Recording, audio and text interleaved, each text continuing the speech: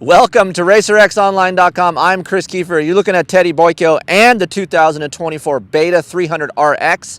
Excited to ride this because I have never actually got to ride a Beta 2-stroke, period. I've been on the 4-stroke, haven't been on the new,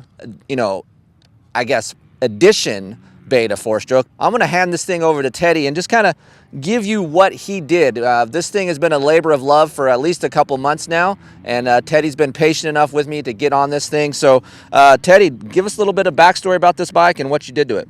Rodney Smith was kind enough to give me this bike to do the build, and so I transformed this thing. It was quite a bit different motif. We blacked it all out. From the front, we started out with Ride Engineering triple clamps and front brake rotor. We went ahead far as the motor. We went ahead and used a Wasner piston and did a head mod and a cylinder mod. FMF provided us the pipe and silencer for this thing. Little D was quite friendly enough to send it right out right away. And Seat Concepts did us the seat. Lendon sent that out right away. Fly Engineering helped us with the chain, sprocket, bar pad. And far as the wheel sets, those came from a guy named Bill Wang from MX Champ. Really nice set of wheels and rotors on here, and then we used the Maxxis tires to go along with it. So the couple things I really like about this build that's different from some of the Japanese bikes, that it's Italian, but it's got some nice features as the seat comes off a little easier than some of the other Japanese bikes, and it's got KYB suspension, which is really kind of cool. Nissan brakes, so has some Japanese features along with the Italian features. Makes it kind of like a really nice plush motocross bike.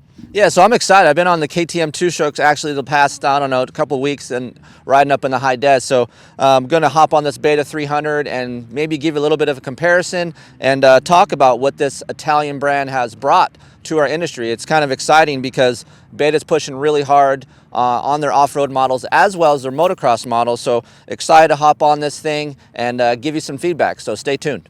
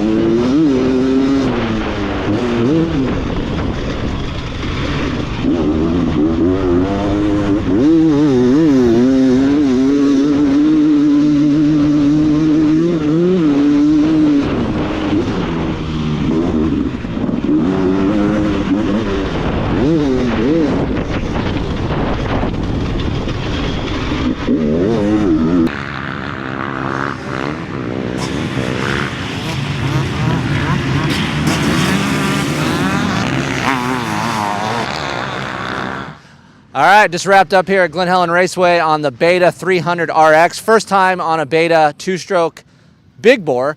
Haven't really rode that many 300s besides a KTM and a Husqvarna, so first time on a Beta. A little bit different than the Austrian brand, so let's just start out with the engine. Engine has a little bit more of a luggable type of engine. It's not more of a moto type. It doesn't pick up really quick. It doesn't have a lot of low-end RPM response. This engine likes to be short-shifted. It would take me a little while to learn how to ride this thing because, quite frankly, it just lugs around the track better than other 300s that I've ridden, but it just doesn't have that pickup. So I made a lot of mistakes out here today. I haven't ridden a 2-stroke in about, like I said, 3 weeks. So for me, finding that right gear is important.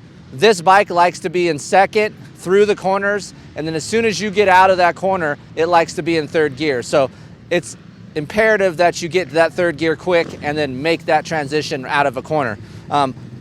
Overall, though, I mean, as far as having an engine that's just comfortable and easy to ride, it will do that. So if you're a little bit of a lazy rider and you're in the low RPM range and you're lugging around, this engine will oblige that.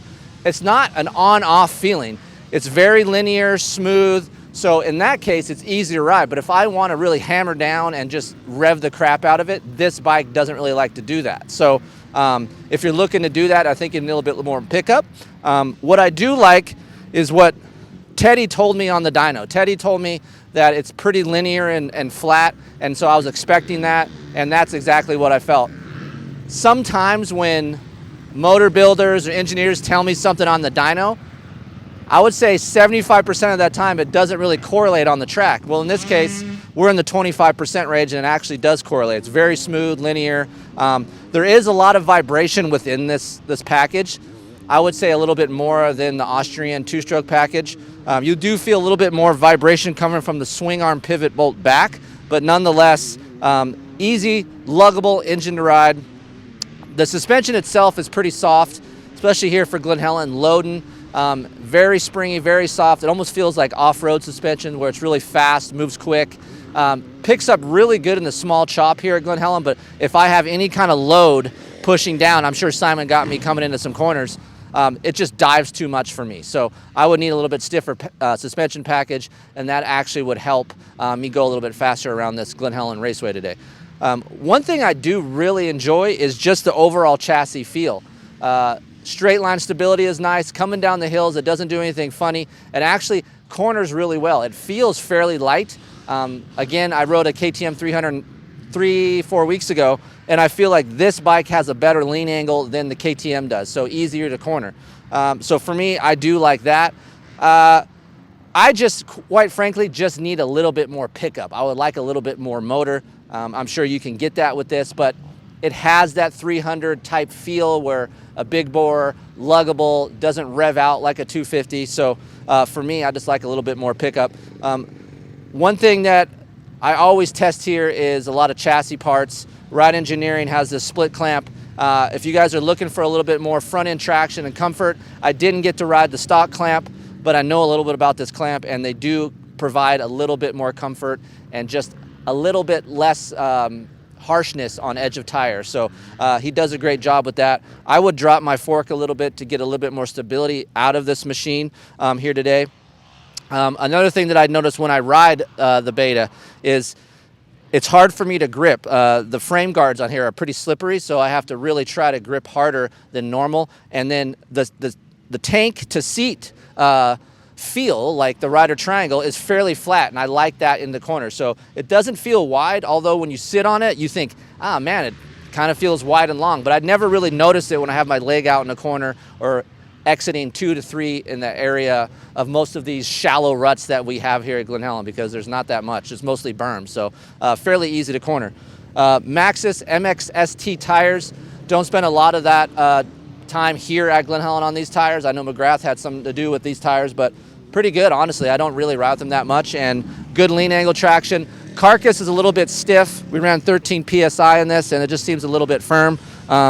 But nonetheless, I think some of that has to come from the wheel itself. It's a little bit of a firmer wheel. So if you're looking for a wheel that has a little bit more strength and stoutness, what I like to call out here in the desert when we hammer stuff, is how stout that wheel feels. That's kind of that nature of what this hub and the rim and this wheel feel. So for me, if you're looking for a little bit more strength, that's what you could provide with these wheels.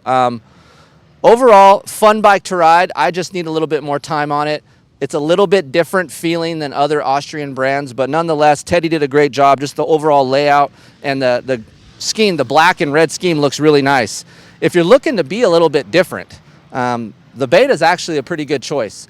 A lot of guys are riding KTM Husqvarna gas now, so if you're looking for a little bit different flair with similar traits as Austrian brands, with maybe not quite as spunky off the low end as some of the other two-strokes that are in the market right now. But for me, I had a good time here today. I don't really ride the 300s that much, so maybe I'll try to ride more of these things during the year and get you some more feedback. But if you need more information on this Beta 300 RX, hit me up, Kris at KeeferInkTesting.com.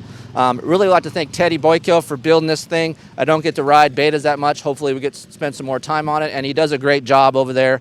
He rebuilds a lot of cranks, does a lot of head work, and he's a great guy, and he's been around the industry a long time. So thanks to Teddy, and of course thanks to Rodney Smith and the Beta guys for bringing this out and let us try it. It's a unique bike, and hopefully get to spend some more time on the two-strokes from Beta. As always, 12 issues, $30. RacerXOnline.com is where you see the stuff online, but there's actually other stuff in the magazine that you can't see online. So go subscribe, get yourself a free calendar or something, and don't forget, more information over here, more tests. Hit me up if you have any questions. See you on the next garage build.